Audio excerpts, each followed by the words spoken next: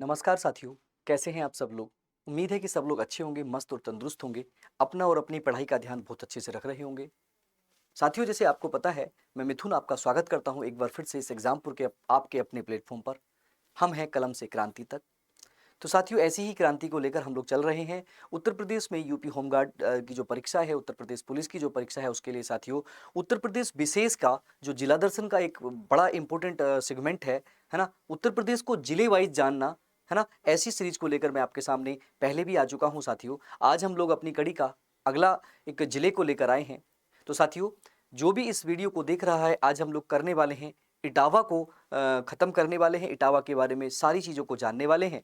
तो आप लोगों को ध्यान रखना होगा साथियों कि इस वीडियो को लगभग 10 मिनट तक ये वीडियो जाएगी, लेकिन एक 10 मिनट की वीडियो में मैं गारंटी देता हूँ इटावा से इतने सारे तथ्य साथियों आप लोग किसी किताब में अलग-अलग जगह जाकर देखेंगे तो आप लोग नहीं कलेक्ट कर पाएँगे। तो साथियों, लास्ट तक ज़रूर बने रहिएगा और अंत में साथियों इस वीडियो के बारे में कुछ ना कुछ सुझाव ज़रूर दे के जाइएगा कि आपको क्या सुझाव, क्या सुधार चाहिए या क्या आपको नई वीडियो चाहिएगी। तो सारी चीज़ें आप लोग बच्चों लास्ट में लिख के ज़रूर आएँगे, है ना? तो अगर आपको वीडियो उसके बाद अच्छी लगेगी तो लाइक करना, अन्यथा आप लोग लाइक नहीं करना। तो आइए साथियों, आपका बहुत ज़्यादा समय ना लेते हुए हम लोग स्टार्ट करते हैं आज के डिस्ट्रिक्ट को, जिसका नाम है साथियों उत्तर प्रदेश का जिला दर्शन, है ना? हम लोग क्या पढ़ रहे हैं साथियों? हम लोग पढ़ रहे हैं जिला दर्शन को हम लोग देख रहे हैं, है ना?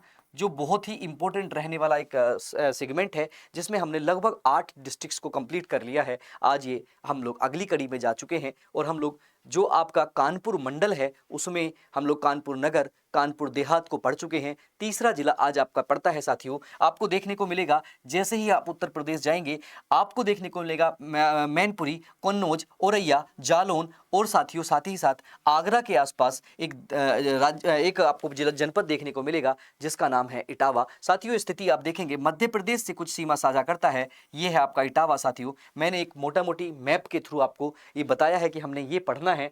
मध्य प्रदेश के साथ सीमा साझा करता है, जालौन के साथ, औरैया के साथ, कन्नौज के साथ, मैनपुरी के साथ और साथ ही साथ साथियों आपको देखने को मिलेगा फिरोजाबाद और आगरा के साथ।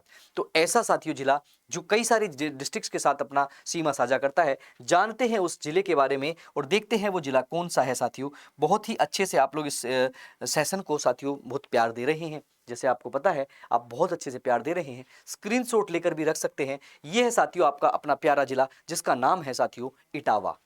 तो साथियों, इटावा से बहुत सारे प्यारे मित्र होंगे, प्यारे दोस्त होंगे, भाई और बहन होंगे। तो सभी लोग साथियों एकदम तसल्ली से देखिएगा कि आप लोग इटावा को देखते हैं। अगर आप उत्तर की तरफ देखते हैं तो पहला डिस्ट्रिक्ट साथियों पड़ता है जिसके साथ इटावा अपनी सीमा साझा करता है, उसका नाम साथियों क्या है? उसका नाम है मैनपुरी। साथियों, दूसरे नंबर पर हम लोग जब जाते हैं उत्तर पूरब की तरफ तो आपको देखने को मिलेगा कन्नौज। अगर उसके नीचे आते हैं तो तीसरे नंबर पर साथियों आपको देखने को मिलेगा देसी घी वाला औरैया। बहुत अच्छा साथियों। फिर हम लग जाते हैं उसके नीचे तो आपको देखने को मिलेगा जालौन। साथियों, जालौन के साथ आप देखेंगे तो लगभग दक्षिण पूरब की तरफ, है ना, ये आपका सीमा साझा करता है।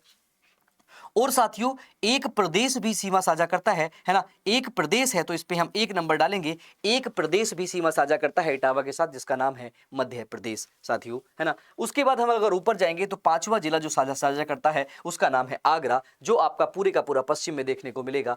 अगर उसके ऊपर हम जाते हैं साथियों तो छठा डिस्ट्रिक्ट क्या है साथियों? फिरोजाबाद। मैनपुरी के साथ जो इटावा के साथ क्या करता है? सीमा साझा करता है। उम्मीद है साथियों ये जो मैं बताने की कोशिश कर रहा हूं, क्योंकि स्टेटमेंट से सवाल आए या डायरेक्ट सवाल आए तो आपको बताना होगा इटावा जो है साथियों, है ना, इटावा जो है कितने कितने जिलों के साथ? 6 जिलों के साथ, है ना, जिलों के साथ। और एक साथियों एक प्रदेश के साथ क्या करता है? अपनी सीमा साझा करता है। यही बताने की कोशिश इसकी भौतिक जो आपकी सीमा है उनसे ध्यान रखना होगा। आगे चलते हैं और देखते हैं साथियों जो इंपॉर्टेंट बातें हैं, है ना, जो इटावा से रिलेटेड आप लोगों को भी आनी चाहिए, वो इंपॉर्टेंट बातें क्या हैं।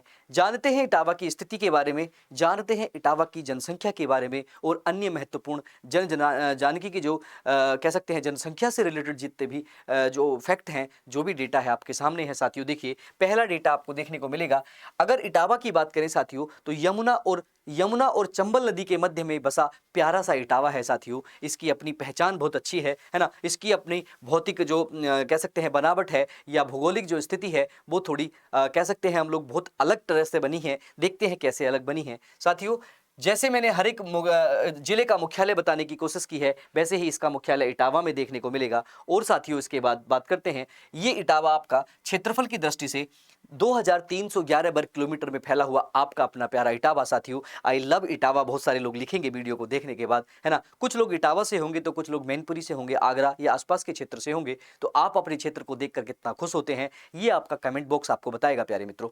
देखिए, अगर हम जनसंख्या की बात करें साथियों, ये जनसंख्या 2011 के अनुसार ही हम लोग पढ़ेंगे, क्योंकि अभी तक जो 21 की जनगणना है वो कोरोना की वजह से लेट हुई, और वो 26 और 27 में हम लोगों को आंकड़े मिलेंगे। देखिए साथियों, जनसंख्या की बात करें तो 15,81,810 15,81,810 जो व्यक्ति हैं साथियों, जो औसत जनसंख्या है आपके इटावा की मिलेगी। अगर हम बात करें 75 जिलों में तो लगभग 61वां जिला आपको देखने को मिलेगा। और अगर हम बात करें क्षेत्रफल के मामले में तो 49th जिला लगभग देखने को मिलेगा। ये परिवर्तन होता रहता है। ये डेटा जो है साथियों, कोई भी ऑथेंटिक डेटा नहीं है। जिसको मैंने ये बताया है ये ऑथेंटिक डेटा नहीं है, लेकिन हाँ ये ऑथेंटिक डेटा है, इसको आप लोग देख सकते हैं। लगभग की बात हम अगर पोजीशन की बात करें तो करते हैं साथियों। जैसे आप जानते हैं कि एक वर्ग किलोमीटर में कितने व्यक्ति निवास करते हैं, उसको क्या बोलते हैं, उसको जनसंख्या घनत्व बोलते हैं या पॉपुलेशन डेंसिटी बोलते हैं प्यारे साथियों। तो पॉपुलेशन डेंसिटी की बात करूं तो एक वर्ग किलोमीटर में प्रति व्यक्ति की बात करें तो 684 बच्चे साथियों दोस्त आप लोगों के 684 आप लोग इटावा में निवास करते हैं। यानी कि 1 किलोमीटर अगर वर्ग को देखा जाए तो उसमें आप लोग मिलेंगे इटावा के प्यारे साथी कितने 686 लोग आपको देखने को मिलेंगे, है ना। तो आप लोग बात करते हैं उसके बाद लिंगानुपात की। तो लिंगानुपात की बात करें तो 870 लोग जो है यहाँ के लिंगानुपात में आपको देखने को मिलेंगे। तो आपको देखने को मिलेगा साथियों, लिंग अनुपात क्या होता है, यानी कि कितने पुरुष पर प्रति 1000 पुरुषों पर महिलाओं की स्थिति आप देखेंगे साथियों तो 870 मिलेगी। और साथियों 870 यानी कि प्रदेश की बात करें, अगर मैं प्रदेश की बात यहां पर करूं साथियों तो आप लोग देखेंगे कि प्रदेश से, है ना, अगर मैं प्रदेश की बात करूं तो प्रदेश का 912 है ना। कितना है साथियों 912, और 912 से कितना कम है। अगर मैं देश की बात करूं, अपने पूरे भारत देश की बात करूं तो 943 है। आप लोगों से सवाल पूछा जाएगा तो आप लोग दोनों का ध्यान रखेंगे, कंपैरिजन भी ध्यान रखते हुए चलेंगे प्यारे साथियों। कितना है 870, यानी कि लगभग 130 व्यक्ति ऐसे हैं जिनके लिए महिला उपलब्ध नहीं होंगी। बड़ी दयनीय स्थिति आपको देखने को मिलेगी साथियों।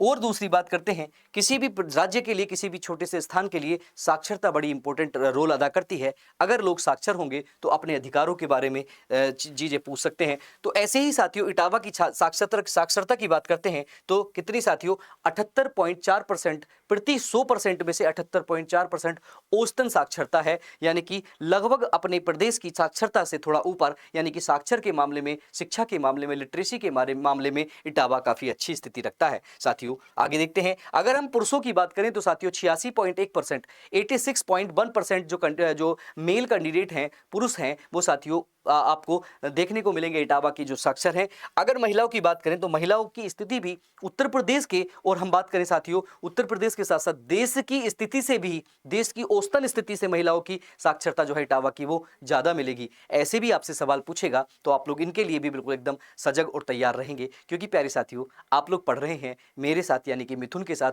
यूपी स्पेशल को। हर एक एस्पेक्ट को आपको बताता हुआ चलूंगा। सवाल कहां से पूछ सकता है, कैसे करके पूछ सकता है, तो साक्षरता से सवाल पूछ सकता है कि पुरुषों की जनसंख्या, पुरुषों की साक्षरता उत्तर प्रदेश की औसतन पुरुष साक्षरता से अधिक है या कम है, स्टेटमेंट दबा के पूछेगा तो आपको बताना होगा साथियों अधिक है। अगर महिलाओं की बात करें तो भी अधिक है ना। अगर नॉर्मल प्रदेश की बात करें तो प्रदेश में भी साथियों, अगर देश की बात करें तो देश में भी, दोनों में ही साथियों अधिक आपको इटावा की देखने को मिलेगी। जैसे साथियों आपको पता है 2018 में एक जिला एक उत्पाद, यानी कि वन डिस्ट्रिक्ट वन प्रोडक्ट को भी स्टार्ट किया गया था। उत्तर प्रदेश का बहुत अच्छी स्कीम थी।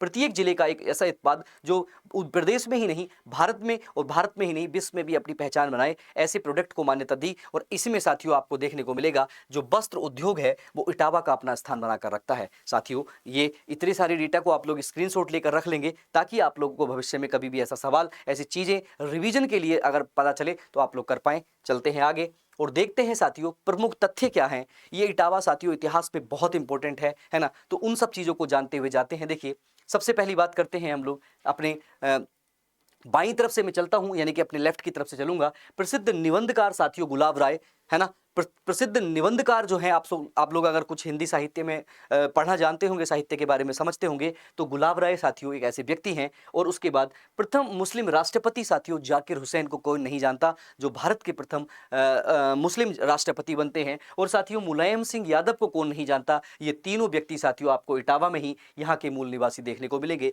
यानी कि इटावा के मूल निवासी देखने को मिलेंगे। तो ये तीन व्यक्ति के बारे में, चाहे प्रसिद्ध गुलाब राय हों, चाहे प्रसिद्ध प्रथम मुस्लिम राष्ट्रपति हों, चाहे मुलायम सिंह यादव हों साथियों, यानी समाजवादी पार्टी के कर्ता धर्ता और बहुत बढ़िया काम करने वाले जो भी हैं, है ना, अच्छे से।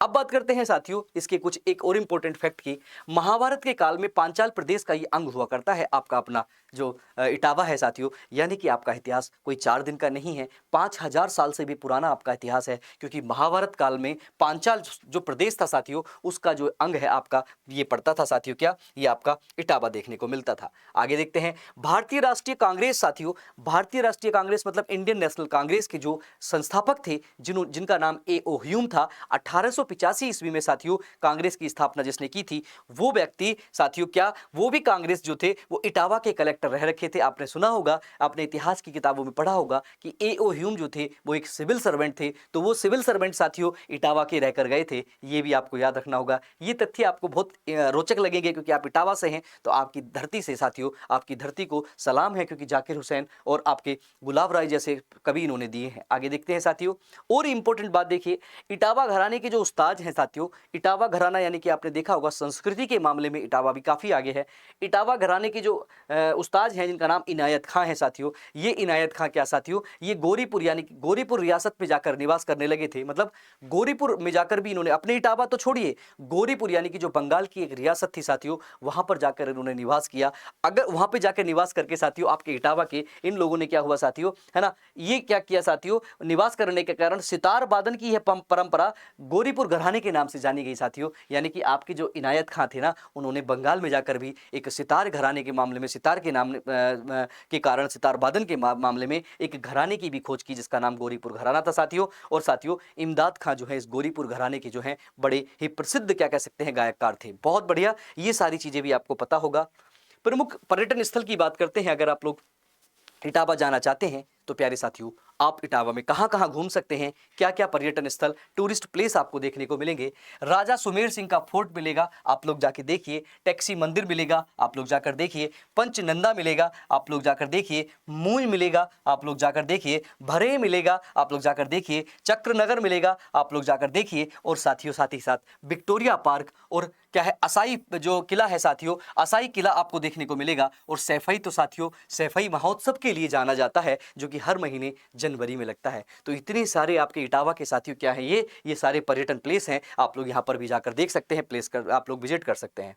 साथियों प्रमुख संस्थान की बात करें तो इटावा अपने साथ साथियों केवल पर्यटन स्थल नहीं लेता, कुछ संस्थानों को भी लेकर रखता है, जैसे उत्तर प्रदेश आयुर्विज्ञान विश्वविद्यालय जो कि 2016 में और सैफई में बना था, ये भी आपको ध्यान रखना होगा। साथियों एयरपोर्ट फ्लाइंग स्कूल आपका इटावा में देखने को मिलता है। एग्जाम में सवाल पूछता है कि ये कहाँ पर स्थित है ना, मैच मिलाने के लिए, तो आपको हमेशा तैयार रहना होगा। उसके बाद साथियों बात करते हैं मेजर ध्यानचंद पुरुष स्पेशल की बात रखेंगे, पुरुष स्पोर्ट कॉलेज आपका इटावा में ही देखने को मिलता है। और साथियों master Chandgi Ram sports stadium भी आपको देखने को मिलेगा। ये ऐसे ऐसे संस्थानों के साथ इटावा अपनी बहुत अच्छी धरोहर को लेकर रखता है, अपनी प्रकृति, अपनी विविधता के लिए जाना जाने वाला आपका अपना जो ये इटावा है साथियों बड़ा फेमस है। देखिए कुछ ऐसे वन्य जीव विहार भी हैं, यानी कि वाइल्ड लाइफ के लिए और एनवायरमेंट के लिए भी कुछ चीजें इटावा में देखने को मिलेंगी। जैसे साथियों देखिए यहाँ पर देखने को मिलेगा लायन सफारी, यहाँ पर देखने को मिलेगा लोहिया पर्यावरण उद्यान। याद रखेंगे लोहिया पर्यावरण उद्यान कहाँ पर है साथियों, जो आपका कहाँ देखने को मिलता है, इटावा में देखने को मिलता है ना। उसके बाद साथियों वन्य जीव प्रशिक्षण केंद्र जो कि अभी निर्माण अधीन है, ये भी सवाल आपसे पूछे, या फिर आप लोग ध्यान रखें यहां से भी अगर आपसे पूछेगा तो आप लोग इसका भी बताते हुए चलेंगे प्यारे साथियों। उसके बाद बात करते हैं राष्ट्रीय चंबल वन्य जीव विहार, ये साथियों आपका आगरा और इटावा के जो बॉर्डर है वहां पर देखने को आपको मिलता है, तो ये भी बड़ा इंपॉर्टेंट है।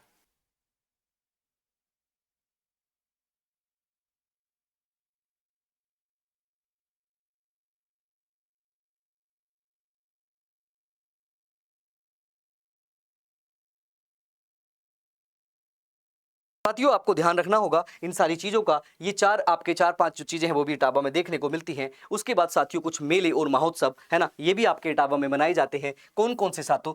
कार्तिक पशु मेला साथियों बड़ा फेमस है इटावा का, आप देखिएगा कभी कार्तिक पशु मेला। और साथियों सैफई महोत्सव जो कि जनवरी महीने में मनाया जाता है, इटावा का बहुत ही फेमस और बहुत ही इंपॉर्टेंट ये महोत्सव है साथियों।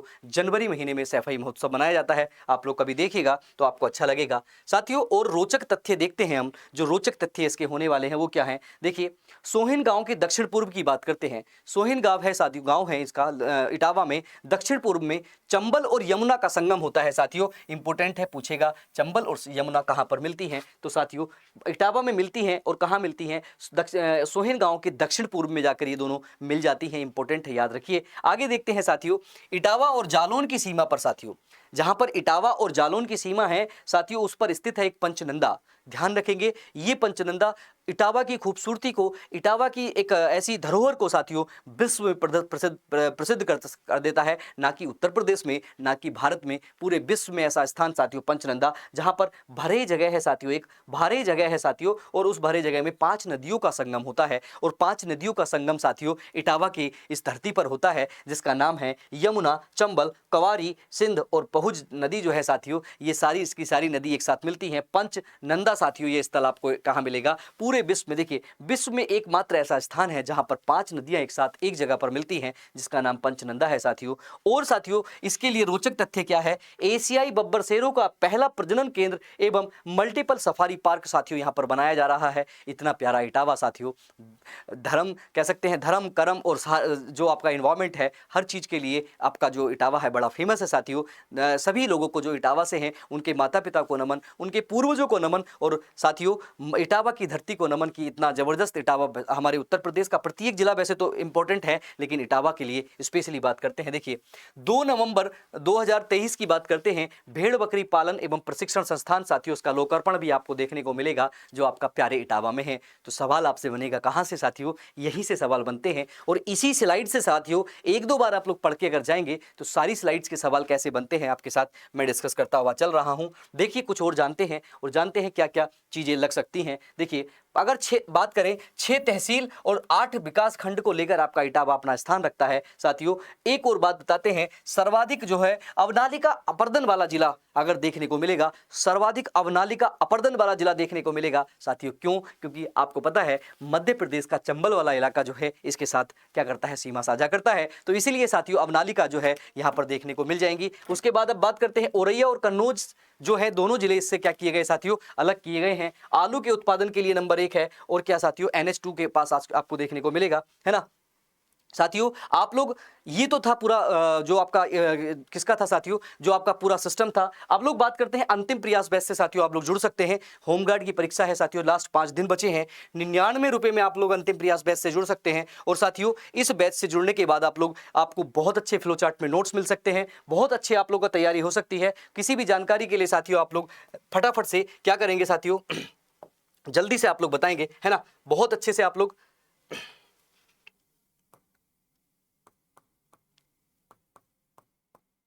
जल्दी से साथियों, है ना। तो कैसा लगा ये वीडियो जरूर बताइएगा। लास्ट में हम लोग मिलते हैं अगले जिले के साथ। धन्यवाद साथियों, थैंक यू, जय हिंद, जय भारत।